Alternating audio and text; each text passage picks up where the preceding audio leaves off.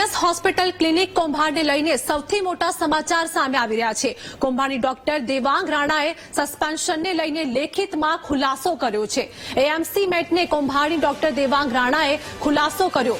નાણાકીય ગેરરીતિ કે ગેરવર્તણૂક આચરી નથી તેવું દેવાંગ રાણા દ્વારા કહેવામાં આવ્યું છે। મેં કોઈપણ પ્રકારની ગંભીર બેદરકારી દાખવી નથી તેવું પણ કહ્યું હતું। એનએચએલ મેડિકલ કોલેજના ડીનના આદેશથી ક્લિનિકલ હેડ બનાવ્યો હતો।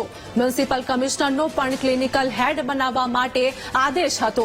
એનએચએલ મેડિકલ કોલેજના ડીન અને વીએસ હોસ્પિટલના સુપ્રિન્ટેન્ડન્ટની મંજૂરીથી કામગીરી કરેલ છે।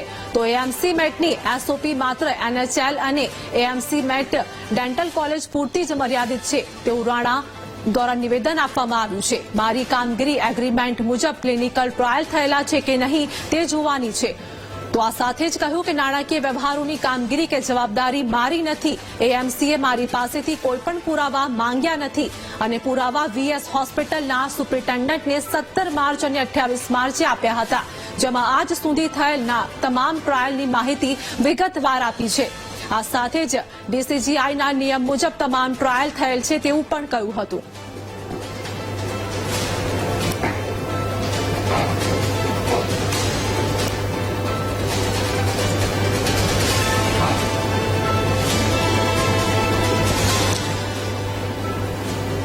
તો આજ મુદ્દે અમારી સાથે સંવાદદાતા દીપક લાઈવ જોડાઈ ગયા છે। દીપક, અમદાવાદની વીએસ હોસ્પિટલને લઈને અનેક ખુલાસા થયા છે, શું વધુ અપડેટ હાલની?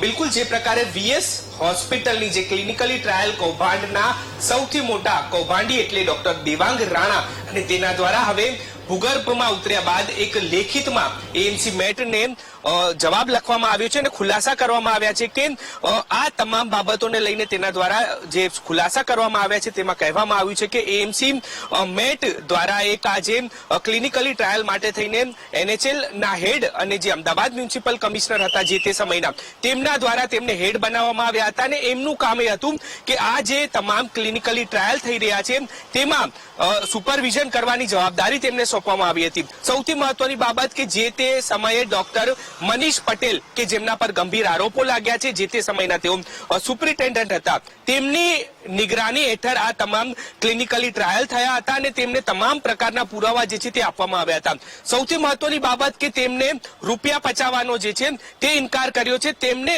આ તમામ સુપરવિઝન કરવા માટે થઈને મહેનતાણું આપવામાં આવતું હતું અને જે 3 થી 4 એકાઉન્ટ ખોલવામાં આવ્યા હતા તેમનું જોઈન્ટ વેન્ચરનું એકાઉન્ટ હતું। એટલે કે આ સમગ્ર બાબતને લઈને તેમના દ્વારા ખુલાસા કરવામાં આવ્યા છે અને સૌથી મોટો આરોપ મૂકવામાં આવ્યો છે ડોક્ટર મનીષ પટેલ ઉપર કે જેઓ તે સમયના સુપ્રિન્ટેન્ડન્ટ હતા અને તેમની નિગરાની હેઠળ આ તમામ ક્લિનિકલી ટ્રાયલ થયા હતા। તેમના દ્વારા કહેવામાં આવ્યું હતું કે આ ક્લિનિકલી ટ્રાયલ જે છે તે કરવામાં આવે અને એ ક્લિનિકલી ટ્રાયલ જ્યારે પૂર્ણ થાય ત્યારબાદ તેની તમામ વિગતો જે છે તે સુપ્રિન્ટેન્ડન્ટ અને ડીનને આપવામાં આવે।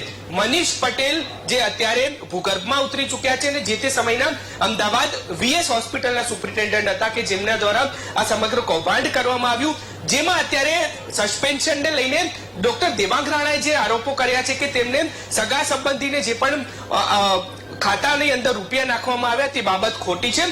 તેમને માનસિક ત્રાસ મનીષ પટેલ કે જે સુપ્રિન્ટેન્ડન્ટ હતા તે આપતા હતા, સાથે જ જે ડીન હતા તે પણ આપતા હતા અને સમગ્ર કૌભાંડની અંદર તેમની આ જવાબદારી સોંપવામાં આવી હતી તેવો પણ ખુલાસો કર્યો છે। એટલે કે ક્યાંક આ જે પ્રકારે અમદાવાદ શહેરની વીએસ હોસ્પિટલ કે જે સૌથી મોટી હોસ્પિટલ હતી ને લગભગ 4 થી 5 વર્ષ સુધી આ કૌભાંડ ચાલ્યું, 17 કરોડથી પણ વધારેના રૂપિયા આ ડોક્ટરો દ્વારા સેરવી લેવામાં આવ્યા છે। ત્યારે માત્ર સસ્પેન્શનને લઈને દેવાંગ રાણાએ જે ખુલાસા કર્યા છે, પરંતુ સૌથી મહત્વની બાબત એ છે કે અત્યાર સુધી ડોક્ટર મનીષ પટેલ કે જેઓ સુપ્રિન્ટેન્ડન્ટ હતા તેમણે પણ ખુલાસા નથી કર્યા। પારુલ શાહ કે જે અત્યારે વીએસ હોસ્પિટલના સુપ્રિન્ટેન્ડન્ટ છે તેમના દ્વારા પણ ખુલાસા કરવામાં આવ્યા કે દેવાંગ રાણાએ ખોટી સહી કરી છે। એટલે કે આ તમામ બાબતોને લઈને એક પ્રશ્ન ઉભો થઈ રહ્યો છે કે જે અત્યારે સુપ્રિન્ટેન્ડન્ટ છે અને તત્કાલિક સુપ્રિન્ટેન્ડન્ટ ડોક્ટર મનીષ પટેલ અને ડોક્ટર પારુલ પટેલ તેમના ખુલાસા ક્યારે થશે, પોલીસ ફરિયાદ ક્યારે થશે? કારણ કે આ તમામ બાબતોને લઈને દેવાંગ રાણાએ પણ આક્ષેપ કર્યા છે કે તે માત્ર એક મોહરો હતો, પરંતુ તમામ કૌભાંડીઓમાં ડોક્ટર મનીષ પટેલ અને અન્ય તેમના સાથીઓ છે તેમની પણ તપાસ થવી જોઈએ। જી આભાર દીપક, અમારી સાથે જોડાવા બદલ, સમગ્ર માહિતી આપવા બદલ।